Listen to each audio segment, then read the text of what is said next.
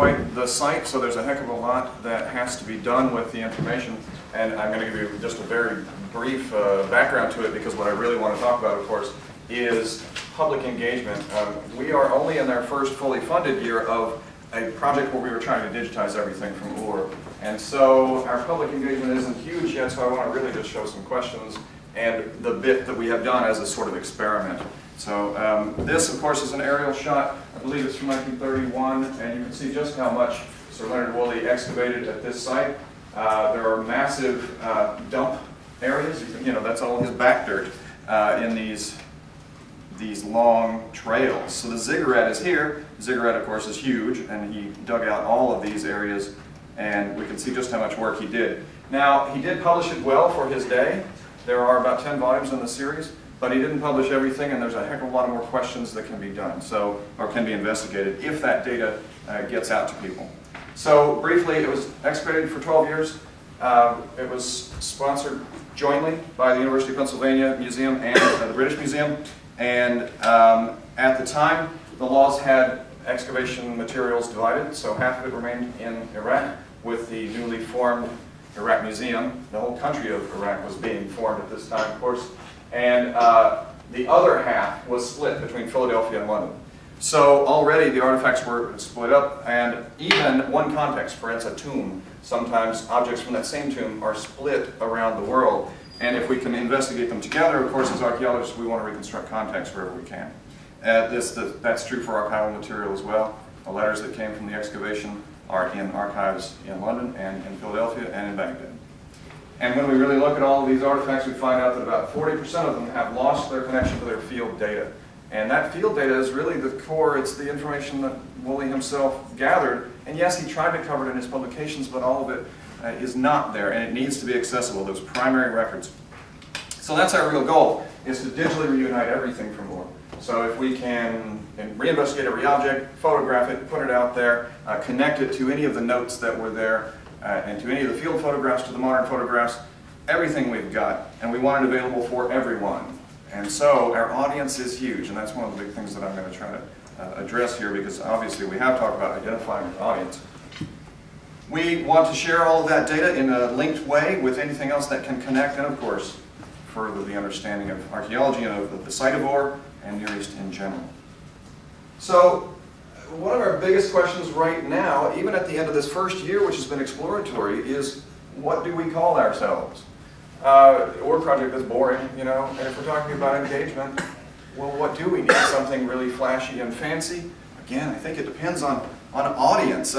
We've called it the digitization project, that too, pretty boring. At the British Museum, they've been talking about the concordance. Okay, concordance, it's an interesting word, but a lot of the lay public just say, well, what do you mean? But I wanted to show you that we are thinking about all of these audiences, and how do we reach them all? Well, I'm only putting the top of the pyramid here because it's a very small group of people that are hardcore interested in that very minute data. But we want to be able to have that out there, of course. They're very specialized, and maybe they just want the data. They don't need the big flashy interface, but they need to get it. In between, I've got this very broad sort of education, anywhere from primary schools on up. If they want to learn about the Near East, we do want to provide material for them. They might need a different interface. And the general public, maybe they're just interested. Hopefully, tourism in Iraq will increase. Maybe they will want to just visit the site of Ur when that becomes more possible. And we want to provide all that information. Does it mean we need 3 different user interfaces? I'm not sure yet. We haven't built the website. We're just looking at how this is going to work. We're still in data gathering phase and still talking about all of those. So maybe if anyone has ideas, they can discuss it with me. We also have not agreed on logos. This is just to sort of throw it together. Maybe you can make it a little more exciting. But then it looks busy, and what does it really mean? And we can't call it the digitization project, can we? Or what about something like virtual, or maybe this jumps out at us? It implies that we're going to have these fly-throughs. We don't have them. Maybe eventually we can reconstruct the whole site in 3D. It's going to take a long time. And we want not to wait forever and then drop it. We want to do it in iterations and find out what works. Get it out there as quickly as possible. Other suggestions have been, engaged by saying we're reliving this, or we're resurrecting it, or we're rebuilding. All of them have their own connotations, and we still just don't really know what we're going to call it. Very quickly, I'll show you the kinds of data that we have, though, that we are already putting digital. There are 73 volumes like this in the British Museum. They contain Sir Leonard Woolley's original catalog cards and his field notes. They've all been scanned, but I'm afraid there's not the greatest quality yet. We did it a long time ago with no money, so we did it on low resolution. We're going to have to probably do them again. But you can see that he even has drawings in there. Those aren't published, but online we could get hold of that, and we can show it to people. Anyone could look at that material.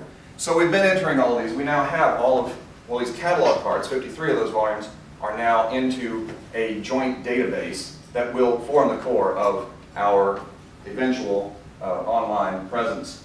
So all of this information then goes into something like that. It's just sort of our workstation there. We've hired people to do this, both at Penn and at the British Museum. These are the cards right across the street at the British Museum, just in cabinets like this, which has additional information on every artifact. We're trying to combine them all. Archivally, we have a lot of material, and some of it is absolutely fascinating, not just for archaeologists, but for historians of the period of the 1920s, perhaps. This is our permit to excavate, and you'll see, of course, that it's permit number 1 issued by the government of Iraq, because they had only just become a nation. And it's signed, of course, by Gertrude Bell, who was the honorary director of antiquities at the time, and Leonard Woolley. So we've got a lot of things like this.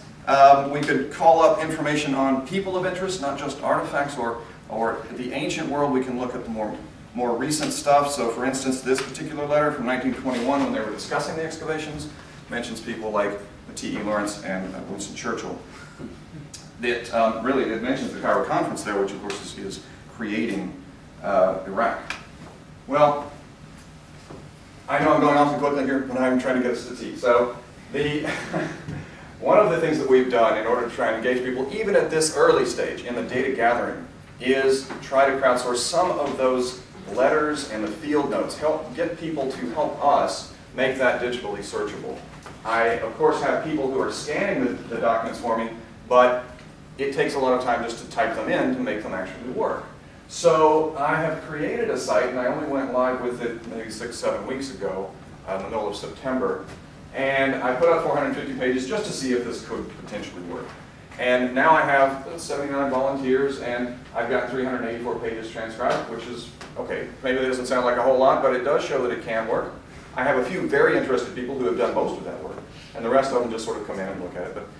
And that's fine. That's what crowdsourcing can do. If they get interested, you need to keep them engaged. And I am finding that that's difficult for me, because right now I'm the one who goes in there and tries to quality control it and make sure that the people who are participating feel like they're making a difference. And I think someone had presented that in one of these presentations earlier today. It's true. You really do still need to stay in touch and show them how that's being used. And right now, since it's not going, well, there isn't a bigger presence in the website. It's just this.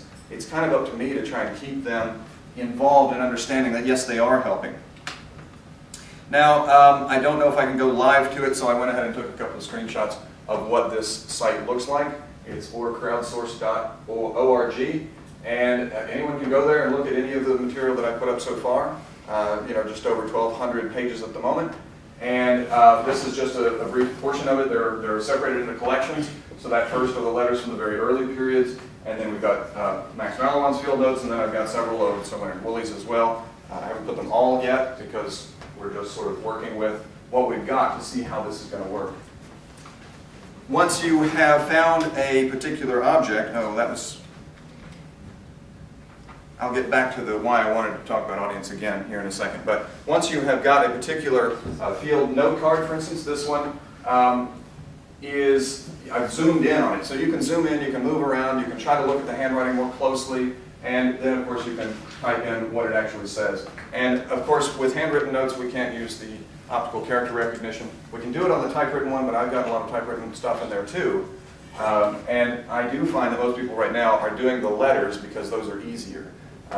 So with the field notes there can be some strange words in there that maybe they're not recognizing, but it is starting to work, I think. People are definitely helping out. And I think one of the more interesting things is that I'm getting people volunteering, even out of that fairly small group of nearly 80. I'm getting an interesting range that really cuts across all of this. So another great thing that this has done for me, once I got the word out that I wanted people to help out, is that I got contacts from people that didn't think they had a way to contact anyone who was a specialist on OR anyway. Maybe they had an interest. And so they started emailing me. And for instance, I've had people, of course, who are PhD students who are interested. That makes sense. They want to do this. But I also got a note from, I think, the deputy head of a school here that Leonard Woolley went to when he was young. And he said, we have some information on Woolley. And I want my students to curate their own little exhibit about him. And I said, well, that's great. We've got all this information we'll supply. So we're connected in that way. I'm getting general interest people, of course, and including a writer, I think, in Canada who is Iraqi-Canadian, who's writing a book about Iraq in that period. And we're supplying information to her. So it's connecting more than just, say, archaeologists. And I think that's a terrific thing. Here's another example of one of the handwritten letters that we have transcribed. And very briefly about other engagement things, of course, just as we heard about Objects of the Month, well, I do that too for UR. I don't get a lot of hits on there, but I think it's important to do, and in some cases I can generate more interest. For instance, I know Neil Gaiman, a rather well-known writer. He came to Philadelphia and I said, would you like to see the storage? And I took him down and showed him the objects. Then I connected it with the OR objects because I'd shown him a lot of those, and I made a blog entry about it. Then Neil saw it and he tweeted it. He says, well, here's a link. He has 1.7 million Twitter followers. Even a small percentage of those clicking that link, the Penn Museum website crashed. So now, it's because we at museums don't expect a lot of volume, you know, and when that volume comes in, they didn't know what to do. So, but Neil says that happens a lot with people. He has this, even this hashtag, I think it's #webfail or something, where he's caused that to happen.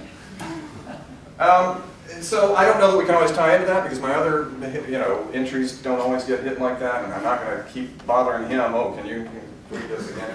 And yet, the way I got the word out about crowdsourcing was almost entirely through Twitter. It got picked up by other people. They saw it, and then it hit Metafilter, which I think advertised it as do the work that Indiana Jones couldn't be bothered to do. It was fun. And people kind of liked that, and they came in through that. It was put on Ancient World Online, Chuck Jones. And so it is this sort of network that picked up, and we're getting people to know that we exist. And we've got a lot of other information, like these old photos that are just fantastic from different archives. We've got the information that was put out in the public press when in the 20s and 30s. This is from the Illustrated London News. And I mean, OR was huge. It competed with Howard Carter's Tut excavations for kind of the position in people's view of archaeology at the time.